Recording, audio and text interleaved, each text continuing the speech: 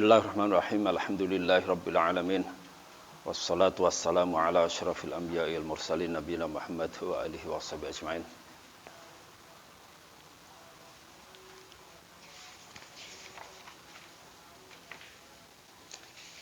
Alhamdulillah.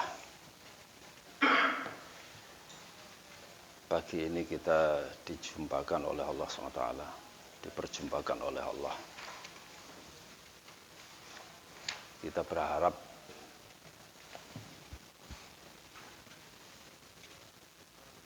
Allah senantiasa membersamai kita dengan taufiknya serta hidayahnya, sehingga kita bisa istiqomah di jalannya untuk mengkaji salah satu di antara kitab-kitab ulama kita, kitab Syarhul Hikam ini ya. Kita akan mengkaji kitab ini. Kitab ini saya ngaji dengan Kiai Maimun ya, Kiai Maimun. Saya mendapat sanad dari beliau, juga dari Kiai Muhammad Ghazali. Kiai Muhammad Ghazali santrinya Kiai Hasyim Asy'ari. Kiai Hasyim Asy'ari dari Syekh Mahfud At-Turmusi ya. Syekh Mahfud At-Turmusi dari Syekh Abi Bakar Syato yang ngarang I'anut Thalibin. Beliau dari Syekh Ahmad Zaini Dahlan ya. Syekh Ahmad Zaini Dahlan dari Syekh Utsman Ad-Dimyati. Syekh Utsman Ad-Dimyati, beliau itu murid yang nyarai hikam yang pinggir ini ya, Syekh Syarqawi ini ya. Ini. Dan sanad-sanad yang lain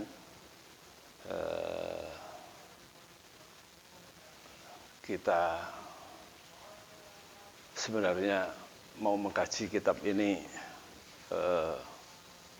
agak berat ya, namun sudah saatnya bagi kita untuk mulai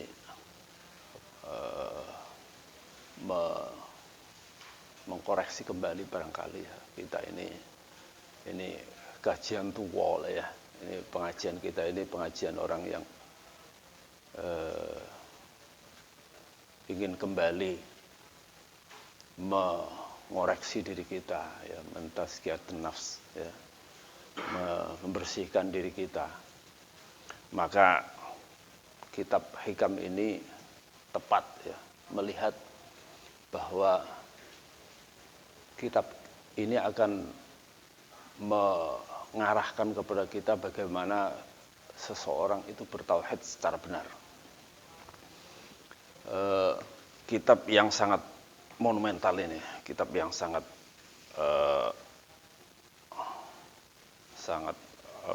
masyhur ya, populer. Ini mengajarkan kepada kita bahwa seseorang yang bertauhid itu bukan hanya sekedar dia ada di kepala ya.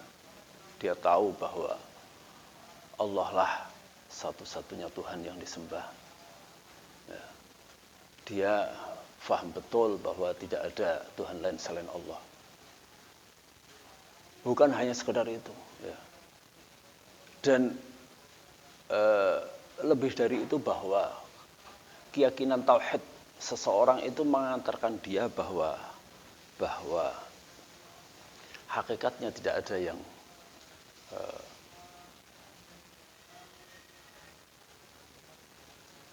punya peran di dalam alam raya ini, melainkan hanya Allah Subhanahu wa taala.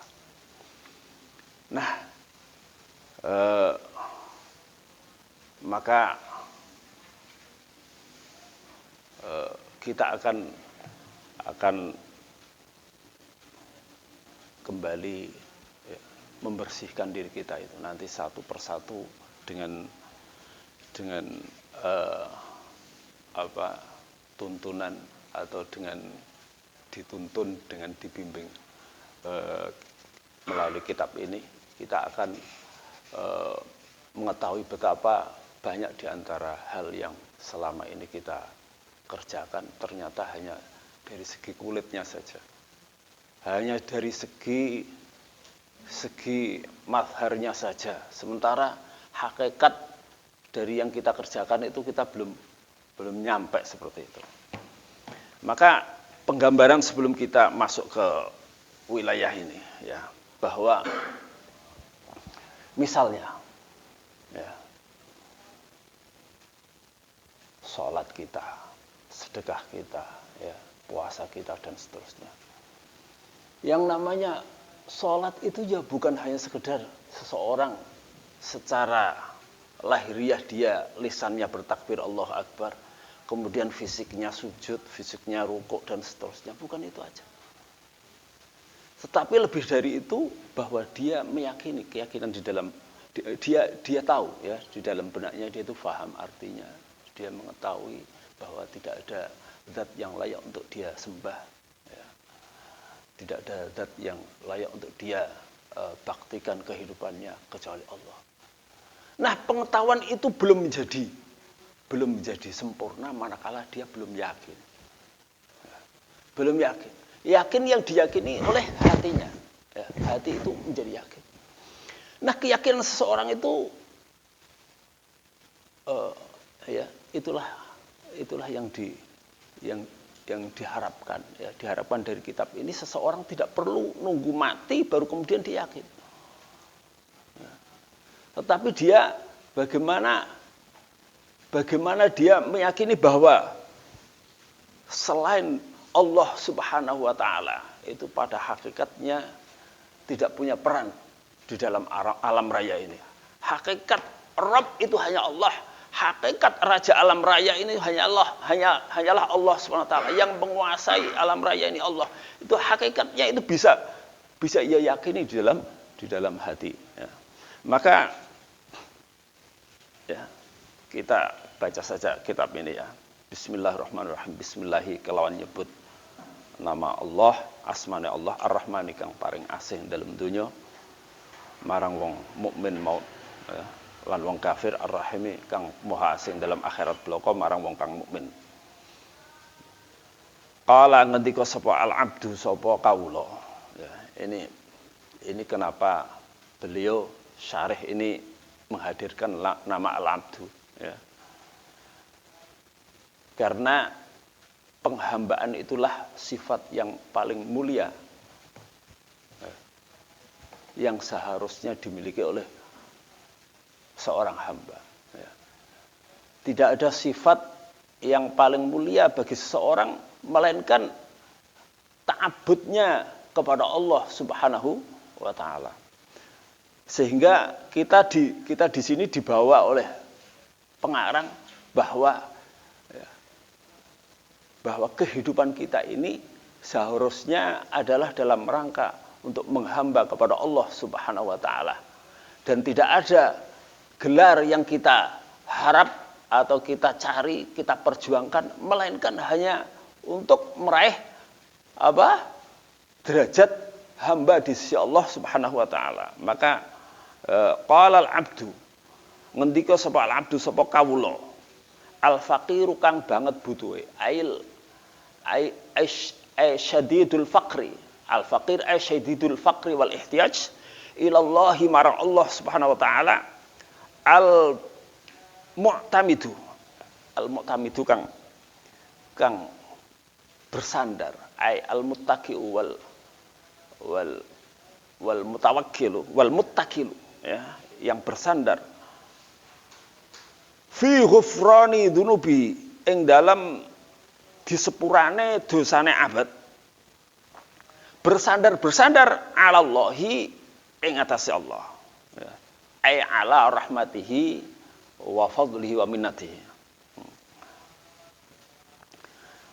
Muhammadun ini menjadi badal dari lafal al-abdu. Muhammadun rupane Syekh Muhammad Ibnu Ibrahimah kang dadi anak lanange Pak Ibrahim, Ibnu Abdillahi kang dadi anak lanange Pak Abdillah, ya, Ibni Abdillahi, ya, tadi Ibnu Ibrahimah, Ibni, jadi naatnya Ibrahimah berarti, ya, majrur, Ibni Abdillahi, Ibni Ibrahimah, Ibni Abbadin kang dadi anak lanange Pak Abbad An-Nafzi. Ini Madinatun fil Andalus ya. Nafzah itu Madinatun fil Andalus. Ar-Rondiyu ya, kali ini naatnya Muhammadun jadi An-Nafziyu Ar-Rondiyu. Kang bangsa daerah, yakni orang dari kota Nafzah, Ar-Rondiyu kota Rondah, ini di Madinatun fil Andalus ya. Di Spanyol bagian selatan. Latafallahu bihi. Semoga Allah Subhanahu wa taala berlembah lembut ya. Latafa muka bermuamalah secara lembut sapa Allah bihi terhadap Syekh tadi ya, Syekh Muhammad ibn Ibrahim. Alhamdulillah sekabehane puji kulillahi kagungane Allah. Al-munfaridu kang ngijeni sapa Allah, menyendiri Allah bil azamati kelawan sifat keagungan. Wal jalali lan tegese keagungan. Al-mutawahhidu kang ngijeni sapa Allah dia sendiri bistihqaqi nu'util kamali kelawan amrih ngehaki piro-piro sifat keutamaan ya. Tidak ada orang lain yang mempunyai sifat kamal kecuali Allah. La kamala illa lillah. Al-mutanazzihi kang maha bersih sapa Allah, maha suci sapa Allah, anis syurakai saking pira-pira sekutu, wan nudharai lan pira-pira sepadan. Nazir itu padha persis. Wal amsali lan pira-pira kang padha tapi padha ora persis.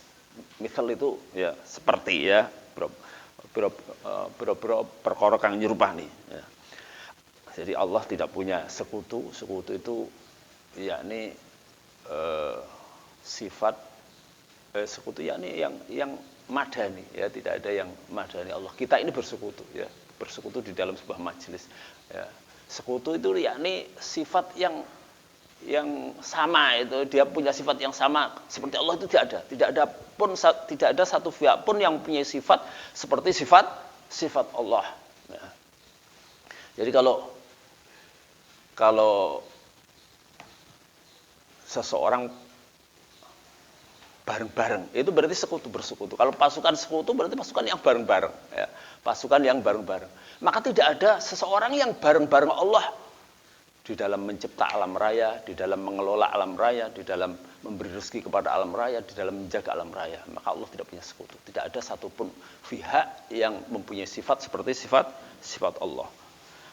Kalau nazir ya, nazir jamaknya nuzara itu punya sifat persis ya. Amsal itu serupa, enggak ada. Al-muqaddasi yang kang disucikake sapa Allah an simatil hudusi saking pira-pira tondo anyar. Tidak ada. Allah tidak punya sifat baru. Allah Maha Dahulu. Di antaranya sifat baru itu minat taghayyuri ya, min bayaniyah ya. Di antaranya berubah, wal intiqali dan pindah, wal intisali dan bertemu, wal infsal dan pisah. Sifat-sifat ini tidak ada pada Allah. Alimul ghaibi kang ngerteni zat kang mengetahui apa yang ghaib, wasyahadati dan apa yang terlihat kasat mata. Al-kabiri kang moho gede, al-muta'ali kang moho luhur, maha besar dan maha tinggi. Wassalatu wassalamu ala sayyidina utai tambahi wassalatu utai rahmat ta'zim, ar-rahmah al-makrunah bit ta'zim, wassalamu dan keselamatan ala sayyidina iku muga tetep ing atase pimpinan kita Muhammadin rupane Kanjeng Muhammad al-hadi kang nuduhake minadh-dhalali saking tersesat, saking kesesatan, wa ala alihi wa ashabihi lan muga tetep ing atase keluargane Kanjeng Nabi wa ashabi lan para sahabat Kanjeng Nabi alladzina rupane wong-wong akeh khalasat kang murni lahum kedue ladina al-a'malu apa pira-pira amal wasafat lan bersih ya.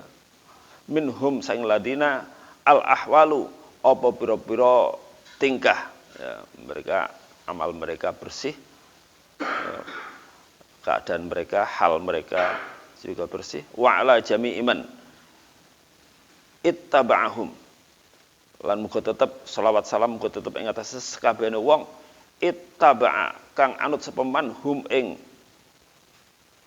alihi wa ashabihi ya ing mereka itu ya fima lahum mimma hamidis sifat fima ing dalem sifat-sifat lahum kang kedue alihi wa ashabihi isine malahum mimma hamidis sifati ya, di antaranya sifat-sifat yang terpuji wa mahasinil khilali dan sifat-sifat yang bagus ya. Khilal itu jamu khallah artinya sifat. Amma ba'du. Ini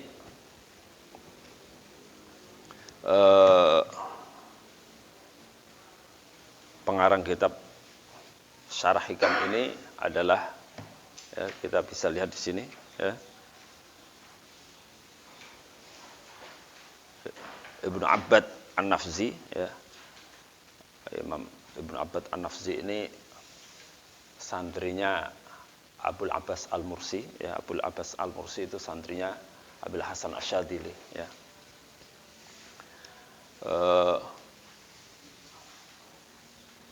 Sebelum kita masuk ke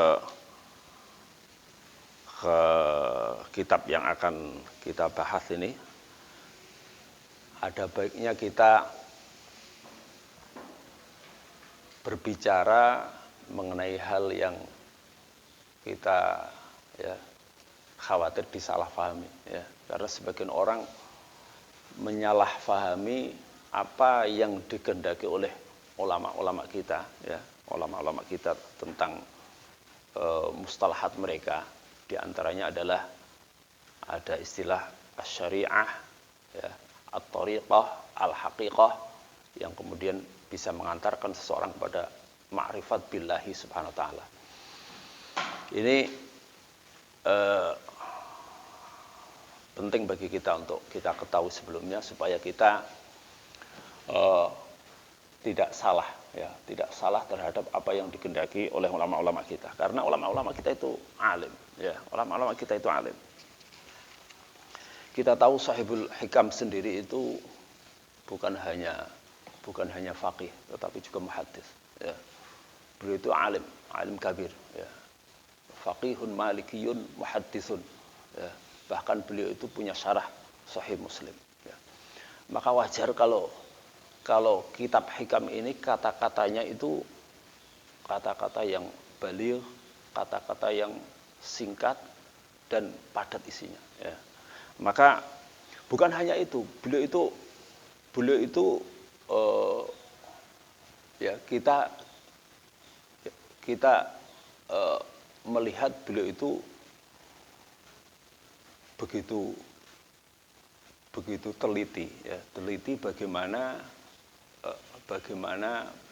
membawa kita ya, membawa ya, ini tentu dari pengalaman beliau pribadi ya. Ya, dari pengalaman itu ya, bagaimana membersihkan diri seseorang dari sifat-sifat yang mencederai amal kita ini ya. Maka yang namanya syariat ya, syariat itu adalah apa yang disyariatkan ya, oleh Allah dan Rasulullah Sallallahu Alaihi Wasallam ya. Maka hakikatnya syariat ini ya akan bisa membawa seseorang untuk menuju ma'rifatullah, kenal kepada Allah Subhanahu Wa Taala. Hanya saja ya, ketika seseorang melakukan syariat ini hanya sekedar tadi mazharnya saja ya, sekedar fenomenalnya saja yang kelihatan saja, maka dia tidak akan bisa sampai wusul ila ma'rifatillah, tidak akan sampai kepada mengenal Allah Subhanahu wa taala. Dia hanya melakukan ritual fisik lahiriahnya saja. Nah, karena itu kemudian eh, yang harus kita pahami bersama bahwa seseorang tidak akan bisa sampai kepada wusul ila ma'rifatillah, ya, sampai kepada mengenal Allah dengan baik, ya, tahu Allah dengan baik, kecuali melalui pintu yang namanya syariat itu sendiri. Ya. Maka tidak ada orang bisa ma'rifatullah kecuali melalui pintu yang dibawa oleh Rasulullah Shallallahu Alaihi Wasallam, yaitu syariat Allah Subhanahu Wa Taala. Maka nggak ada orang, ya, kalau sudah ma'rifatullah berarti wali-wali Allah itu. Ya. Jadi tujuan kita adalah menjadi kekasih Allah Subhanahu Wa Taala. Maka orang iso wong dadi waline Allah kecuali nglakoni syariate Allah, ya, atau syariate Rasulullah Shallallahu Alaihi Wasallam. Nah, syariat Allah itu, ya, syariat Allah ini tidak bisa dilakukan dengan baik kecuali dia melakukan thariqah. Thariqah itu jalan, ya, jalan menuju ma'rifatullah, ya, jalan. Kalau hanya sekedar apa namanya lahirnya saja, itu masih syariat fiqhiyah. Syariat di sini difahami juga, ya, bahwa syariat itu kemudian hari ini difahami atau belakangan ulama kita memahami syariat itu sebagai hukum fikih. Itu yang kemudian hari ini dibedakan, ya. Kemudian ulama kita itu akhirnya membedakan antara syariat yang dikehendaki dengan apa yang dibawa oleh Rasulullah Shallallahu Alaihi Wasallam dari Allah dengan syariat yang dikehendaki adalah ahkam al-fiqhiyah. Al-ahkam al-fiqhiyah. Maka kalau yang dikehendaki syariat itu adalah al-ahkam al-fiqhiyah, ya, maka sangat naif bagi kita kalau kita hanya sekedar menjalankan secara mazhar tadi lahiriah saja, sementara hakikat dari syariat itu sendiri dibawa oleh Rasulullah. Hakikat dari ya, syariat sendiri itu dibawa oleh Rasulullah adalah untuk mengenalkan kita kepada Allah Subhanahu wa Ta'ala. Oleh karena itu, kitab hikam ini sebenarnya adalah kitab tauhid. Maka jalan atau thariq ilallahi Subhanahu wa Ta'ala itu macam-macam. Seseorang mau mengenal Allah, ya, itu kalau syariatnya macam-macam, bisa seseorang itu sampai kepada Allah dengan amalnya masing-masing. Amal yang paling ya dia pedagang yang paling dekat, ya tentu dengan, ya, misalnya dengan amal kesehariannya sendiri-sendiri, ya, seperti itu. Kita petani, ya, bisa dengan pekerjaan taninya itu dia bisa mengenal Allah. Begitu juga para peneliti dengan amal kesehariannya itu bisa mengenal Allah. Kita sebagai talibul ilm, ya, dengan amal keseharian kita ini kita bisa mengenal Allah. Namun amal-amal itu semua tidak akan menjadi ada artinya manakala tidak melalui tauhid. Oleh karena itu kitab hikam ini adalah kitab hakikatut tauhid. Bagaimana hakikatnya kita mengesahkan Allah Subhanahu wa Ta'ala di dalam amal-amal kita itu. Baik di dalam sholat kita mentauhidkan Allah, di dalam zakat kita atau amal-amal ibadah kita, atau bahkan di dalam amal-amal keseharian kita. Oleh karena itu bisa jadi, ya, amal seseorang sekalipun dia itu hanya sekedar macul misalnya, ya, tetapi karena maculnya ini bertauhid, ya, macul bertauhid, ya, nanti ada macul bertauhid, ada apa namanya, ya, masak bertauhid, ada semua bertauhid semuanya. Maka dengan amal-amal yang bertauhid ini, ya, dia melakukan apa saja aktivitas hariannya itu dengan bertauhid, itulah yang bisa menyampaikan dirinya menuju ma'rifatullah. Seperti itu. Ini kita akan diajari itu nanti. Bagaimana semua amal kita itu nanti akan kita warnai dengan nilai-nilai tauhid. Oleh karena itu naif. Kalau seseorang yang secara lahiriah itu ibadah, tetapi dia tidak mentauhidkan Allah, maka sia-sia amalnya. Secara lahiriah dia itu sholat, tetapi sholatnya ternyata bukan untuk mentauhidkan Allah. Ya sudah, biasa aja keseharian, bangun tidur kemudian berwudhu, tidak ada aktivitas lain, ya. Apalagi kalau niatnya sholat itu olahraga.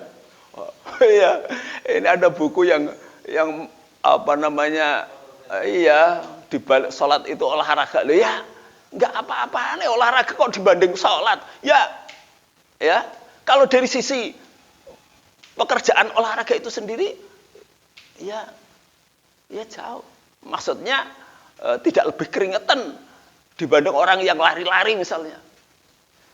Atau zakat misalnya. Zakat itu tidak akan ada nilainya manakala tidak ada nilai tauhid di dalamnya. Karena apa? Misalnya zakat itu sekedar untuk bantu orang. Betapa orang yang tidak bertauhid, ya, orang-orang non muslim yang tidak bertauhid itu bisa membantu seseorang lebih besar daripada orang yang sekedar zakat. Ya kan? Zakat, apalagi yang zakat itu tidak begitu kaya, ya kan? Cuma sedikit. Oleh karena itu kalau kita menilai dari sisi lahiriahnya, barangkali Bunda Teresa yang membantu orang habis-habisan dari semuanya itu boleh jadi di mata orang yang orang yang non muslim itu lebih lomo, ya, lebih pemurah, lebih seperti itu dibanding orang muslim sendiri yang zakatnya cuma sedikit misalnya seperti itu. Nah, oleh karena itu kita di dalam kitab hikam ini nanti akan mengenal bagaimana seseorang itu mentauhidkan Allah Subhanahu wa taala di dalam seluruh ahwalnya, di dalam seluruh perbuatannya, baik yang bersifat ibadah maupun tidak. Kita memahami syariat sebagai hukum-hukum fikih. Ya, ini ulama kita menganggap itu sebagai kulitnya saja, ya, kulitnya saja. Kalau sebagian ulama menggambarkan, ya, seperti di dalam Hasyatul Jamal apa ya,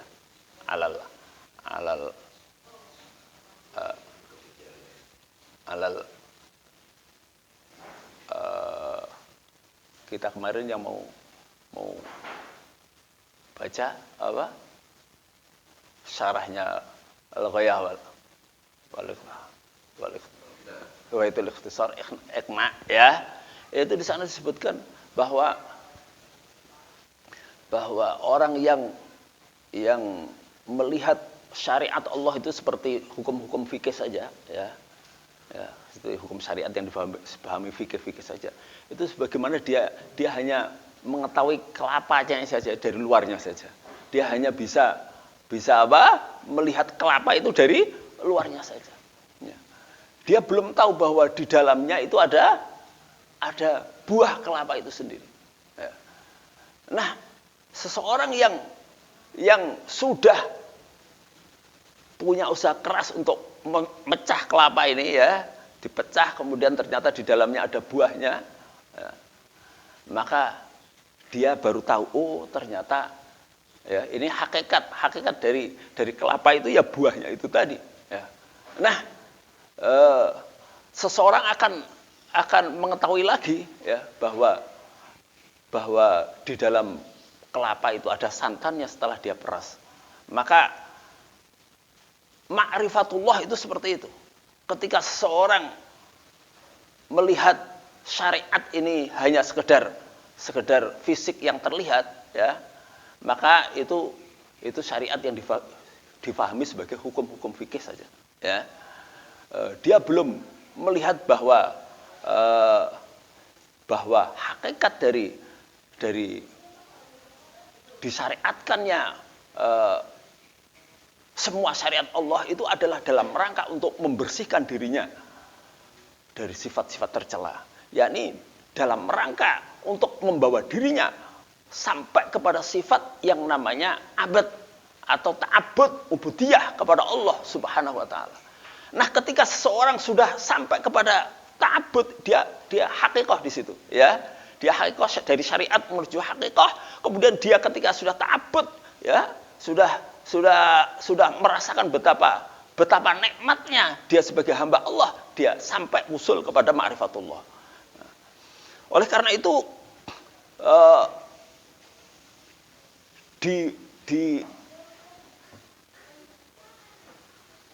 posisi di mana Rasulullah Shallallahu Alaihi Wasallam ketika dimi'rajkan oleh Allah Subhanahu Wa Taala, ya, istaktsarallahu Subhanahu Wa Taala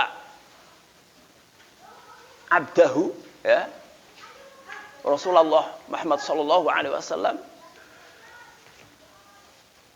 Wah, ini mensifati Allah, mensifati dengan sifat abad. Qala ta'ala subhanalladzi asra bi'abdihi. Maka sifat ubudiyah ini adalah sifat yang paling mulia, ya, dan sifat yang paling disukai oleh Rasulullah Sallallahu Alaihi Wasallam. Karena memang dari situlah kita, ya, kalau seseorang sudah sampai ke sifat ubudiyah, dia menyadari bahwa hakikat wujudnya dia di dunia ini adalah dalam rangka untuk apa? Beribadah kepada Allah Subhanahu Wa Taala. Wa ma khalaqtul jinna wal insa illa liya'budun. Oleh karena itu, posisi sholat, ya, di mana seseorang itu paling dekat dengan Allah Subhanahu Wa Taala, aqrabu ma yakunul abdu min rabbi wa huwa sajid. Ketika sujud, karena apa? Ketika sujud dia tadarru, ya, dia merendahkan dirinya di hadapan Allah Subhanahu Wa Taala, meletakkan anggota badan yang paling mulia di tanah, ya, untuk menghambakan diri di hadapan Allah. Nah, ketika itu yang sujud itu bukan hanya sekedar fisiknya, tetapi yang sujud itu hatinya.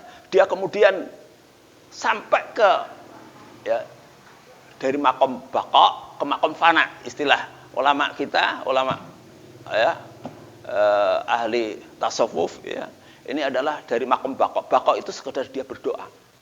Makom baqa itu makom dia sekedar berdoa dengan lisan, hadir bersama Allah Subhanahu Wa Taala, ya.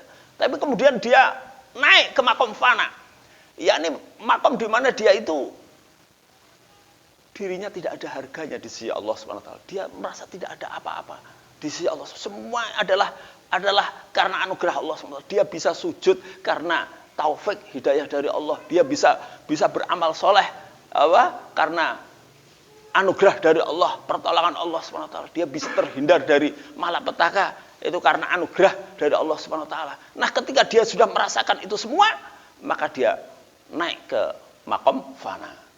Hanya saja makom baqa dengan makom fana ini tinggi mana? Maka dilihat-lihat, ya, tidak mesti, ya. Jadi makom baqa, makom ketika seseorang itu hadir, ya, merasa hadir, ya, maka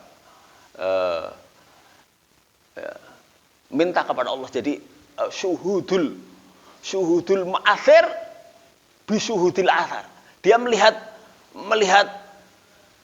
Allah Subhanahu Wa Taala ini dengan adanya nikmat yang Allah berikan, dengan adanya alam raya ini sebagai bukti adanya keesaan Allah.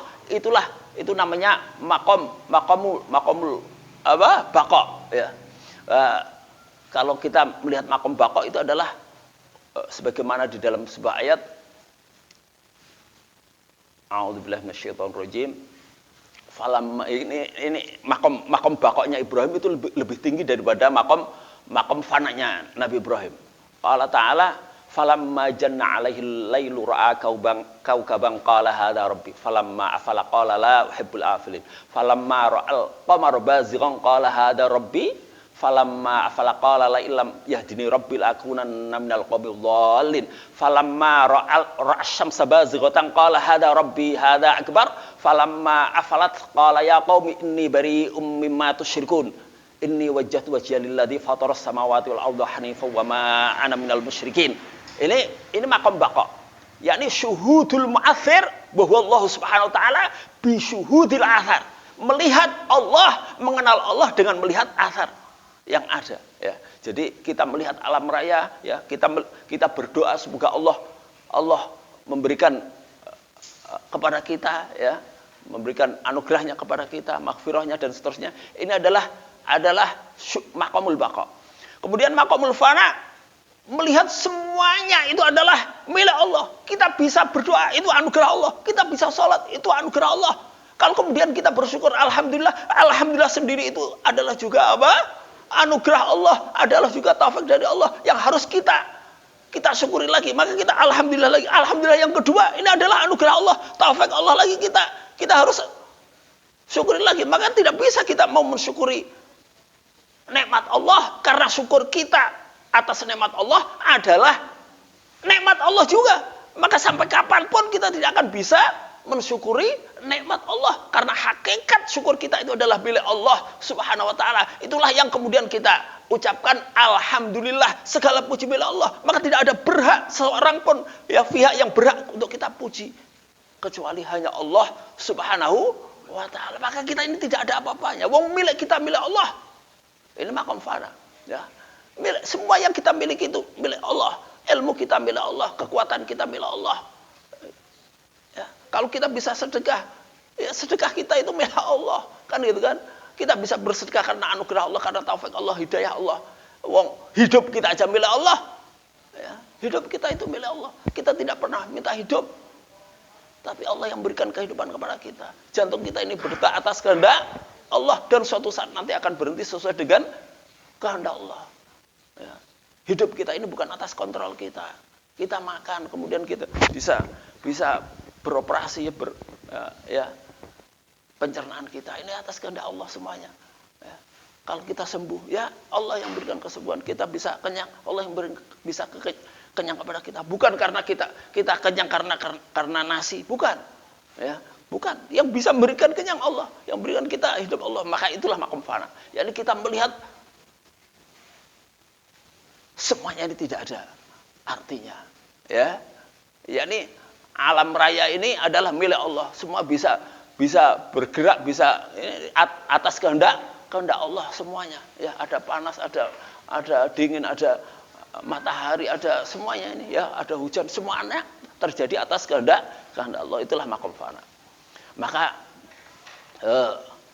tauhid kita seperti itu, nanti kita akan mengembalikan semua aktivitas kita ini, semua amal kita, semua yang kita usahakan, ya, ini semua adalah milik Allah. Itulah arti dari la haula wala quwata illa billah. La haula, ya, kiai-kiai kalau memberikan makna la haula, ora ana daya sumingkir, ya, saking duraka, saking maksiat, saking semua bentuk keburukan. Wala quwata, lan ora ana kekuatan untuk bisa meraih kebaikan, ya, bisa mendapatkan hal-hal yang baik, illa billahi, kejaba kelawan untuk pitulungannya Allah, ya, kejaba kelawan untuk hidayah Allah, ya.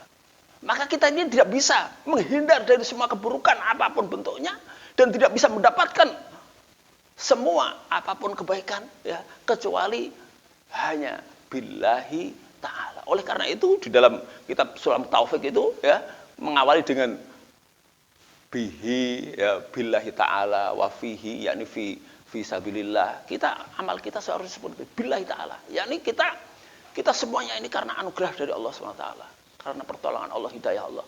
Bihi, ya, billahi ta'ala, bihi ta'ala wa fihi ta'ala, fi sabilillah, kita pergunakan untuk di jalan Allah SWT. Lahu ta'ala, li ajlillah, amal kita harusnya hanya karena Allah Subhanahu wa ta'ala. Billah, fillah, lillah, terus apa lagi? Ilallah, menuju Allah Subhanahu wa ta'ala. Tidak ada tujuan yang kita harapkan kecuali untuk meraih ridha Allah, ya, Subhanahu wa ta'ala. Ya, ini apa namanya, kita di awal mengenal ini supaya untuk mempermudah, ya, mempermudah bagi kita ketika kita frame berpikir kita, ya, atau apa, dari awal kita itu husnudzon dulu kepada ulama kita, maka mudah bagi kita untuk memahami apa yang disampaikan mereka. Tapi kalau dari awal kita sudah, loh bagaimana orang ya, karena kita belajar dari luar, ya, belajar dari luar, bukan belajar dari orang yang belajar kepada ulama, tapi dari luar, orang yang mengatakan, wah, orang yang kalau sudah hakikat nanti tidak perlu syariat, kalau sudah nyampe hakikat tidak perlu sholat lagi. Ya nggak ada lah. Ya, kalau sudah nyampe makrifat, dia sudah apa namanya, mau maksiat mau apa, sudah terbebas dirinya dari ikatan syariat Islam, tidak perlu sholat, tidak perlu. Nah, ini kan kita belajar dari luar seperti itu, ya, dari orang-orang yang salah paham di dalam apa namanya, memahami apa yang disampaikan oleh ulama kita, maka jadilah seperti itu. Maka kita belajar dari apa namanya, apa yang ya ini insya Allah ini yang saya pahami dari ulama-ulama ya, dari guru-guru saya seperti itu. Jadi kita tidak memahami dari yang di pinggir-pinggir gitu ya, yang tidak ada sanadnya lain seperti itu. Jadi kita insya Allah kita tidak akan apa namanya salah di dalam memahami apa yang disampaikan oleh ulama-ulama kita ya, dalam hal syariat, thariqah dan hakikah yang mengantarkan kita untuk wusul ila ma'rifatillah ya. Barakallahu fikum, sampai di sini dulu, kurang lebihnya minta maaf. Insyaallah di kesempatan berikutnya kita lanjutkan. Kurang lebihnya minta maaf. Assalamualaikum warahmatullahi wabarakatuh.